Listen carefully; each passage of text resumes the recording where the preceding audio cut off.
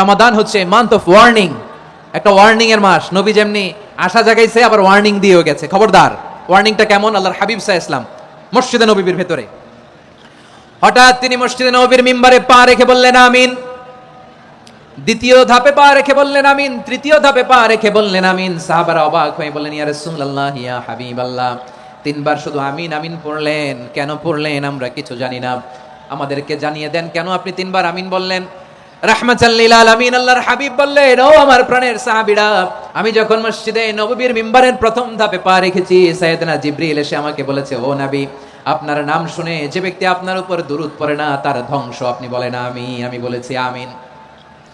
দ্বিতীয় ধাপে পা রাখার পর সাইয়েদনা জিবরিল বললেন, ইয়া রাসূলুল্লাহ, মাতা পিতাকে বার্ধক্য অবস্থায় পেয়ে তাদের সেবা করে, তাদের সাথে সদাচরণ করে যে সন্তান জান্নাত কামাতে পারলো না, তার জন্য ধ্বংস। আপনি বলেন আমিন। আমি বলেছি আমিন। আবার মিম্বারের তৃতীয় ধাপে ঠিক যখনই আমি পা রাখলাম, সাইয়েদনা জিবরাইল বললেন, নবী, রমজান মাস পাওয়ার পরে এই মাসে ইবাদত করে যে ব্যক্তি নিজের গুনাহ মাফ করাতে পারলো না, তার জন্য ধ্বংস। আপনি আওয়াজ করে পড়েন আমিন। কত বড় ধমক, কত বড় ওয়ার্নিং দেখছেন! যে রমাদান পেয়েছে কিন্তু রমাদানের ইবাদত করার মধ্য দিয়ে সে নিজেকে জাহান্নাম থেকে মুক্ত বানাতে পারলো না, তার উপর আল্লাহ লানত, তার জন্য ধ্বংস। সাইয়েদনা জিবরাইল বলেছেন আমিন, স্বয়ং বিশ্বনবীও বলেছেন আমিন। আওয়াজ করে পড়েন নাউযু বিল্লাহ। তাহলে রমজান আসবে আর আমরা নিজেদেরকে জাহান্নামীদের লিস্ট থেকে নাম কাটিয়ে জান্নাতীদের লিস্টে উঠাতে পারবো না। এর চেয়ে বড় হতভাগা কি আর কেউ থাকতে পারে? তাহলে রমাদানের এই রহমত, বরকত, মাগফিরাত, ফজিলত আমাদের কামাই করার দরকার আছে না নাই? আমার প্রিয় ভাইরা, আপনি পৃথিবীতে যত ইবাদত করেন সব ইবাদতের সওয়াব নির্ধারিত। এটা পাবেন বা ওইটা পাবেন, এই সওয়াব জান্নাতে, এই বাড়ি ওই বাড়ি।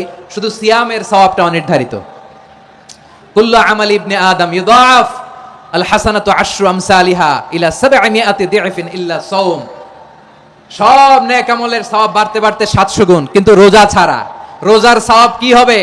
বান্দা খালি রোজা রাখে, ফেরেশতারা কিছু লিখতে পারে না আমলনামায়, কারণ আল্লাহ বলে এটা কিছু লিখিস না, কারণ as-সাওমু লি, এই রোজা রাখছে আমার জন্য, ওয়া আনা আজজি বিহি, এই রোজার সওয়াব, প্রতিদান, অ্যাওয়ার্ড এটা কিয়ামতের দিন আমি আল্লাহ নিজ হাতে দেব, নিজ হাতে দেব। আরেক বর্ণনায় এসেছে ওয়া আনা উজজা বিহি, আমি আল্লাহ নিজেই হয়ে যাব রোজার প্রতিদান। সুবহানাল্লাহ পড়েন।